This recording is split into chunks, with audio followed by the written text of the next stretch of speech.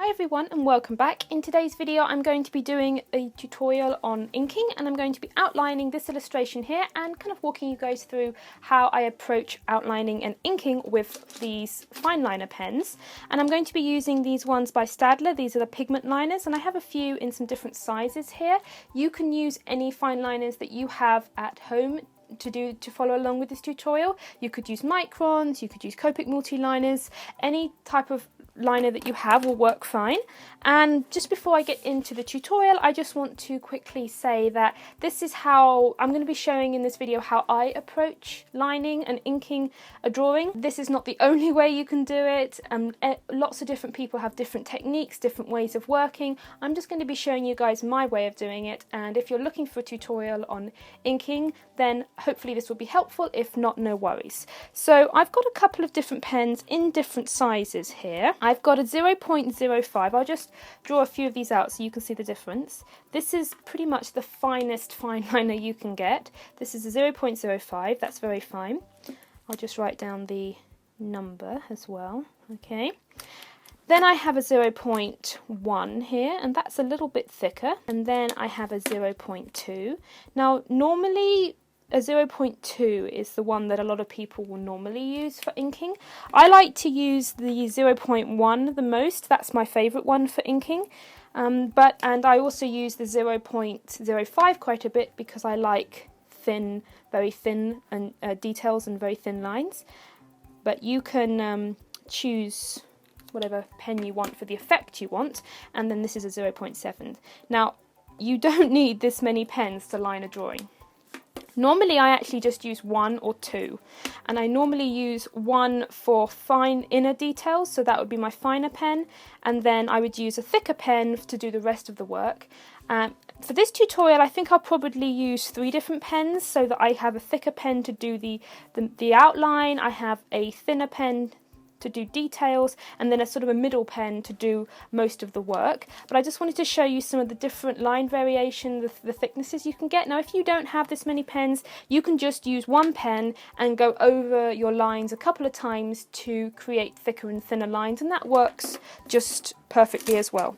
So I'm going to get started here.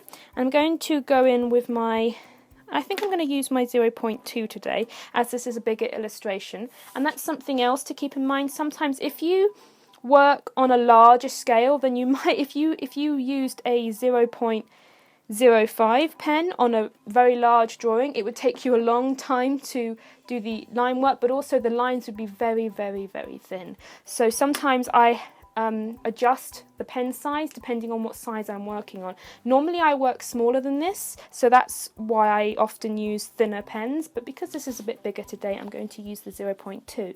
So the first thing that I do is I go and do a first pass on all the lines. So I'm just going to go round and trace all my lines, and I like to move the paper, and that's just so that I get the best movement. And I thought that this tutorial would be quite good at this point because Inktober's coming up, and some of you guys have already asked me if I'm going to be participating in Inktober this year, and I don't think I will be able to, at least not on the YouTube channel, because I've got too much going on, and yeah, it's just a bit busy at the moment, so I don't think I'll be doing Inktober, but I thought that a tutorial on inking might be helpful for those of you that are planning on doing Inktober, because Inktober is all about practicing your inking skills, and it's a fun challenge to do, and that's kind of why I thought I would do this tutorial today. Now, as you can see, even though that this is a first pass, I'm actually thickening up some of the lines. Now, when I'm drawing like this, the reason why I'm thickening up some of the lines, why I thicken up the eyelashes anyway when I'm drawing them out, but sometimes I make a mistake, and if I've drawn a line and it's slightly crooked, I just go over it again and smooth it together. So a lot of the time where there's line variation in a drawing, sometimes I add line variation around the outside normally to thicken the outer edge. I add line variation and thicken the lines up where there may be shadows, and then I also thicken the lines up where I've made a mistake as well. And that just helps to fix the mistake when you're inking, because it can be quite nerve-wracking inking, particularly when you've drawn out your sketch, you've got it all perfect, but when you put that pen to paper, there's not much you can do about it if you make a big mistake.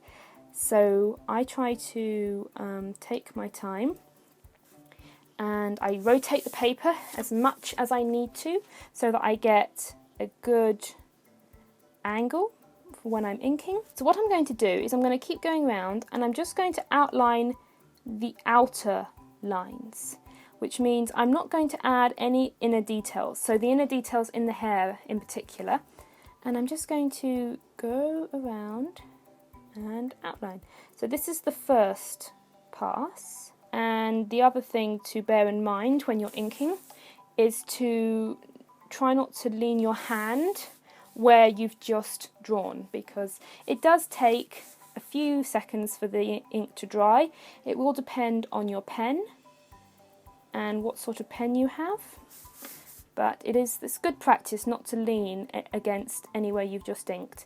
So when I'm doing this, I'm just going for the larger shapes first. I find that that's the best way to approach inking, is to go for larger shapes, and also to draw anything that is on top first. So here in her hair, for instance, she has all these little flowers and circles, and it's better for me to draw those first and then put the hairlines in afterwards, because these are in the foreground of the drawing, and I just find that easier. So when you're inking, sometimes it can be helpful to draw foreground elements first, ink the foreground elements, then kind of just work backwards. I find that I avoid making too many mistakes that way. I think this video is probably going to be a longer one today because I'm doing it real time. I did consider speeding this video up, but I did do all the drawing tutorials real time, and I thought that as this is sort of part of the same series of videos, it'd be a good idea to make it real time. And I also feel like for things like this, it's much easier for me to explain what I'm doing real time as opposed to speeding it up. So now that I've finished the first pass and I've gone over all my lines, all my main lines with the 0.2, I'm now going to go in with the 0.05 and add the details. Now, in this particular illustration, the details are mostly all in the hair, and these are all these little strands of hair. Now, depending on your art style, you may not do this step. You might not illustrate all the strands of hair like this, and if you don't, then you can just leave your hair in clumps, and then you might add a lot of your detail when you colour, for instance. This is just something that I particularly like to do. And something that can be quite helpful when you're inking is to go quite slowly, and that helps you to get smoother lines. So instead of going quick, it's much better to take your time and to draw each line slowly and steadily. And it's also quite important that your surface is flat as well. This table is completely flat, but if you had a table, or you were sitting on your bed doing this or something, I would definitely tape the paper down to a board, rest it on a nice big flat book. It's really important that the surface is flat so that you don't have any bumps, because if you've got bumps, when you glide your pen along, your pen will pick up the bumps, and then you won't get a nice smooth line if that's what you're going for. And obviously rotating the paper, as I said earlier, is really useful as well. So now that I've traced all the pencil lines, before I do the next step, I actually like to rub out the pencil lines. That way it's just a little easier for me to see how the line variation is going to work, and where needs to have thicker lines, where should have thinner lines, and it also helps me to catch places where I may have missed a line. So for instance there, I've missed a line there. And sometimes when you've got the pencil lines underneath, it can be a little hard to see the line art, because the pencil lines often provide like a little bit of a drop shadow effect underneath the lines. So in order to get an accurate representation. I just need to rub out these lines. So now let's look at adding some extra dimension to the lines. Now we've already got a slight line variation between the inner strands of hair and then the rest of the drawing. The reason why I like to add the strands of hair in a thinner pen is because if I use the same pen, sometimes the hair can look very thick and clumpy, and I prefer it to look a bit more delicate, but I do want to add all the detailed lines in there, so I find this works the best for me. So now that I have this, so what I'm going to do is I'm going to go back in with the 0.2 again. I'm going to add some a little bit of thickening to certain joints. So under the chin here, this is where there's going to be quite a bit of shadow under the chin. So this line that's coming up here, and where it meets her chin, I'm just going to thicken the joint up a little bit and do that. So what I'm doing is I'm adding almost like a little triangle by the joint, but I'm also spreading that thickened line up a little bit along the chin there, the chin here, up along past the cheek, and then down here. So you've thickened the joint, and then you've sort of feathered the thickened line out. So I don't want you to have a thin line, and suddenly an enormous thick joint. I want it to be thin, gradiated, sort of gradiating, getting thicker, thick here, and then it sort of becomes thinner slowly. So I want a kind of gradation to the line thickness here, and so that's what I'm going for there. So I also like to do that up where the hair overlaps the face as well. So here's a good example, this joint here. I'm going to go in and add in a little sort of triangle to thicken up that joint. Now if I left it like that, that doesn't look bad, but as I said, I like to radiate that thickness out a little bit so it looks a little bit more natural. And I tend to thicken the joints where 3 lines connect. So here again we've got, this is a joint over on the face. I'm going to thicken up the joint there, and then I'm going to feather out that joint like so. And then there's also one here. Okay, and then I'm also probably going to come up here where these bits of hair meet. Anywhere that there's going to be shadow, I like to add in these little, add in some thickness to the joints, in other words. And then I also quite like to thicken elements that need to stand out more. So for instance, the earrings. The earrings are getting a bit lost, so I'm just going to go round and just trace around that line several times to thicken it up. I'm also going to go round this bit of the ear here as well, because again it's getting a little lost in the hair. And then I'm going to outline this little bit of hair that comes across the face a little bit more, so that's standing out so nothing's getting too lost. And in these little strands of hair as well, I'm just going to slightly thicken up where the hair is clumped together, because the shadows will be darker there. So I'm just going to add a little bit of extra black into those areas. And yes, I think that's looking nice.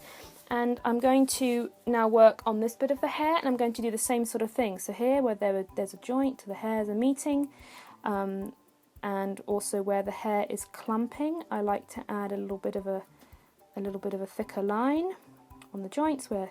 So you just want to sort of go around and sort of add a little bit of line thickness where there will be shadows, where objects are clumping together, particularly in the hair, and also you want to go round and sort of outline again any objects that you feel that are getting a bit lost. One other thing that I sometimes do, particularly in the hair, is where I have a clump like this, sometimes I will just go over the outline of the clump once more, particularly if it's getting a little bit lost in with all the other lines, just so that it stands out and you can clearly see the different clumps of hair and how they form on the head. So here Add a little line there and just thicken up that line there. And I'm just doing this with the same pen that I drew the main outline with.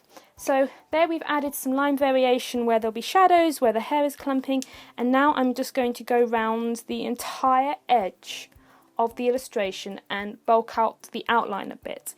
Now you could do that with a thicker pen, so I've used my 0.2 for the outline. You could go in with a 0.5 or a thicker pen, depending on whatever style you want. If you are a beginner at line art and inking, then you might want to experiment with a couple of different ways of working until you find something that works for you. I'm actually going to use the same pen again, the 0.2, because I don't want the outline to be very thick, and I'm just going to go around that same line and thicken it up. Now, as with most things, at least I find with drawing, less is more, and sometimes it can be difficult to know when to stop and when to stop before you overdo something. So the best thing to do, I think, is to just experiment, to try some different styles. I may be doing some things here that you like, or I may be doing some things that you think, oh, I wish you hadn't done that, I preferred it before, which is good, because that way you can tell, you know, what you like and what you can implement in your own drawings and what you can skip or leave out. So I think that's about done for me today with this. I'm just sort of going in and I'm adding some little extra details to her collar here. This is something that I like to do. I like to go quite to town on the details. That's something that I like to do, but when you work on your own piece, that's up to you. What you add, what you don't add, but that's how I approach inking. And I really hope that this tutorial was helpful. I like to have a slightly thicker line around the outside. I like to add inside details with a finer pen, and I like to thicken up the joints where things overlap or where there would be shadows. And that, I feel, just helps to give my line art a little bit more extra life and depth and dimension. Make sure you leave any questions you have in the comments below. And yes, I'll see you guys next week.